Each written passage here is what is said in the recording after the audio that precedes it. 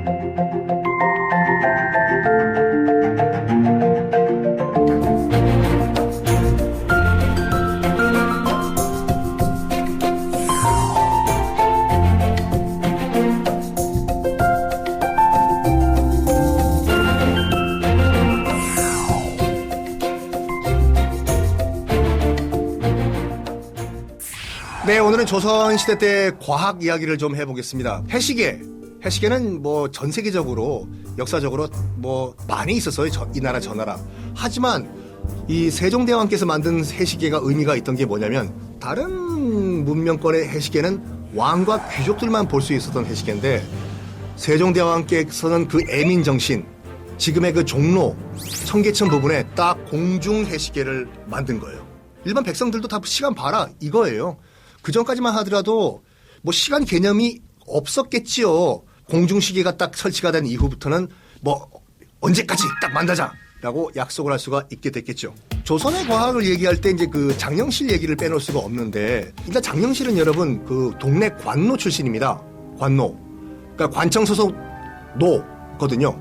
노비도 달라요, 여러분. 남자 종은 노라고 하고 여자 종은 비이라고 했어요. 합쳐가지고 노비인데, 조선은 이렇게 이해하시면 돼요. 아버지가 직위가 뭐든 간에 엄마가 노비면 자식은 무조건 노비예요. 엄마 따라가요. 그래서 기록에 따르면 장영실의 아버지는 중국 원나라에서 항주 소주에서 온 중국인이다 라고 나와 있거든요. 지위가 꽤 높았던 사람으로 추정이 돼요. 하지만 어머니가 기생이었거든요.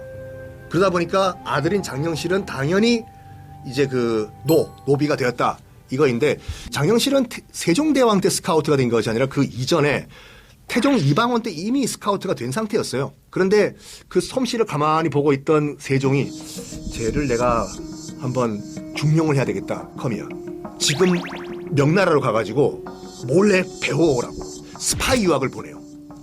가서 정말 장영실이 머리가 좋은 게 뭐냐면, 그 베이징 남쪽에 보면 유리창이라고 있어요. 유리창문이 아니라 지금도 있어요. 베이징 가시면은요, 유리창이라고 골동품이랑 고서적 파는 우리로 치면 인사동 비슷한 데거든요. 거기 가서 장영실이 조선에서는 볼 수 없었던 아라비아, 중동 이쪽의 과학 서적을 싹 다 외웠어요. 이걸 보면서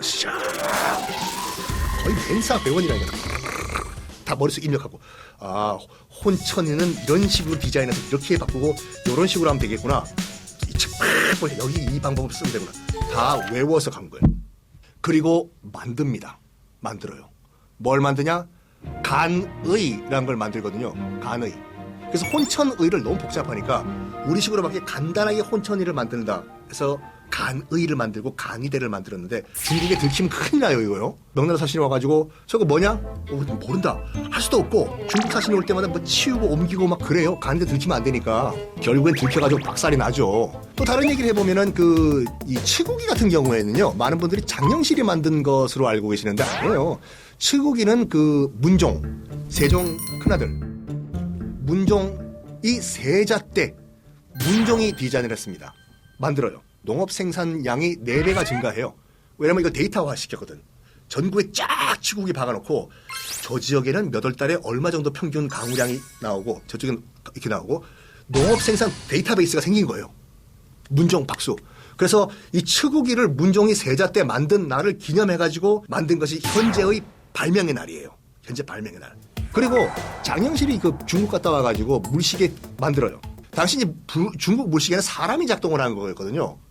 아, 사람이 작동하면 오류가 있을 수가 있어. 스스로 이게 움직이게 만들자 해서 만든 게 자격루예요. 스스로 땡 친다는 자격루. 디자인 보면 정말 대단한 천재라니까요. 장영실은요. 말 그대로 물 점점 차올라가지고 구슬 흘러가지고 구슬이 톡 치면은 이 막대기 들고 있던 사람이 뿅 튀어나와서 땡 치고 들어가고 땡 치고 들어가고. 유럽 여행 가신 분들 종탑에서 시계 있는 거 탁 열리면 사람 나서 땡땡 뻑꾹 하는 거고 저 봐라 과학 선진국이다. 우리는 왜 저런 게 없노? 아니라니까요. 우리가 먼저 앞서 나갔다니까요. 자기는 검색해 보세요. 대단하다니까요. 그런 다음에 이 세종대왕이 뭘 만드냐면 조선만의 역법을 만들거든요. 이런 일이 있었거든요. 일식이 예보가 됐는데 그 당시 이제 그 어떤 믿음이 있냐면 다른 신하를 상징하고 해는 임금을 상징하는 거기 때문에 신하가 임금을 잡아먹는 아주 불길한 일로 봤어요. 일식을요. 이천봉이라는 그런 이 천문 관리가 정확하게 몇 시에 딱 해가 가려질 것이다 예측을 했는데 안 돼. 15분 후에 일식이 일어난 거예요. 너 이천봉 컴온 컴히어. 너 계산 잘못한 거 아니냐? 아닙니다 주상전하. 저는 계산은 정확하게 했습니다. 제 머리가 거의 뭐 컴퓨터입니다. 근데 왜 지금 15분 후에 저렇게 차이가 나냐? I don't know. 계산해보니까 당시 모든 역법은 다 중국 역법을 갖고 온 상태였거든요. 베이징을 기준으로 역법이 다 돼 있는 상태였어요. 여러분 진짜 그 당시 기술을 무시하시면 안 돼요. 당시에도 지금 우리의 위도 경도 정확하게 다 파악을 하고 있었어요. 당연히 베이징의 위도 경도와 한양의 위도 경도는 다르죠. 예보를 했던 그 사람은 억울하지만 곤장을 맞아요. 퍽. 세종이 화가 났대요 그때요. 그런데 세종이 가만히 보니까 이게 우리나라 조선만의 칼렌더 역법이 없기 때문에 이런 일이 일어났다. 조선만의 칼렌더를 만들어야 되겠다. 결정을 내려. 이게 어마무시한 결정이 뭐냐면 당시는요 칼렌더를 중국 황제만이 줄 수가 있어요. 옛다 농사 잘 지어라. 농사를 지으려면 칼렌더가 있어야 되거든요. 이거를 몰래 만들다가 걸리면 사형이에요. 특히 중국 같은 경우에는 황제 말고 다른 사람이 칼렌더를 공부해서 칼렌더 만들죠. 명나라 때 바로 사형이에요. 근데 세종대왕은 안 되겠다. 우리 백성들이 농사를 잘 지어야 되는데 이 틀린 우리와 다른 역법을 쓰니까 이 농사가 제대로 될 리가 있냐. 우리만의 역법을 만들자. 칼렌더 만들자라는 어마무시한 결정을 내려요. 칠정산이라는 우리나라 최초의 칼렌더를 세종대왕이 만듭니다. 1월 화수목금 토 7개의 천체가 움직이는 모습을 관측해서 딱 기록한 칼렌더예요. 지금 현재의 일주일 단위예요. 지금요. 그거를 세종대왕이 다 계산해가지고 만들어요. 이때부터는 이런 이 일식 오차 이런 게 없어요. 한번 검색해 보셔가지고 칠정산이 어떤 시스템을 갖고 어떤 원리가 있는지 한번 여러분들 한번 공부를 해 보시기 바랍니다.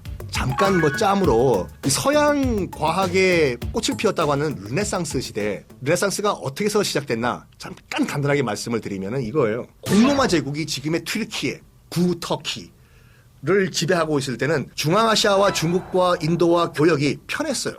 같은 기독교 계통 국가니까 왔다 갔다. 근데 십자군 전쟁 1095년이죠. 200년 동안 싸운 전쟁이죠. 십자군 전쟁. 기독교 세력과 이슬람 세력이 빵! 결과적으로는 기독교 세력이 져요. 그래서 지금의 중동과 그다음에 튀르키예, 구터키를 다 날려요. 이슬람으로 다 넘어가. 팔레스타인 등등 다. 지금 예루살렘, 지금의 이스라엘 다 넘어가요.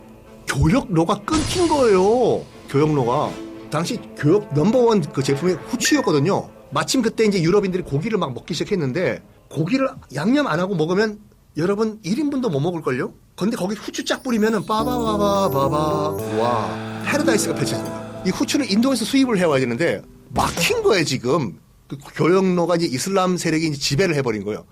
아, 웃잖아 하다가 나중에 그럼 저쪽 안 통하고 삥 돌아가자 해서 만든 게 대항해 시대. 이렇게 희망봉 찍고 인도양 거쳐서 인도로 올라가는 거예요.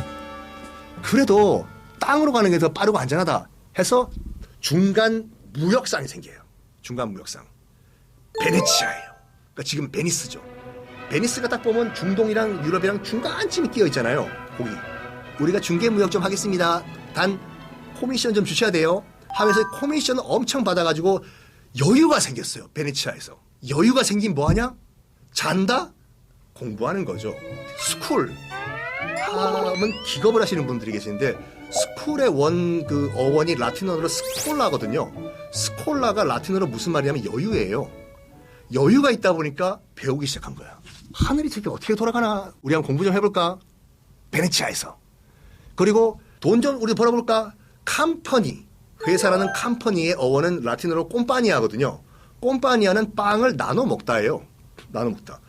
나 혼자 장사하기에 좀 그러니까 어이 김씨, 박씨, 베네치아님 우리 다 모여가지고 우리 동업하면서 회사 한번 우리 규모 한번 키워볼까? 우리 꼼파니아 할래? 해서 캄퍼니가 나온 거라니까요. 그래서 그때부터 과학기술이 발달하기 시작했다. 어떻게 보면은 십자군 전쟁에서 유럽이 지면서 베네치아에서 르네상스가 시작된 것이 아닌가. 간단하게 오늘 조선의 과학과 또 유럽 과학의 시작, 르네상스는 어떻게 시작됐나 얘기 나눠봤습니다.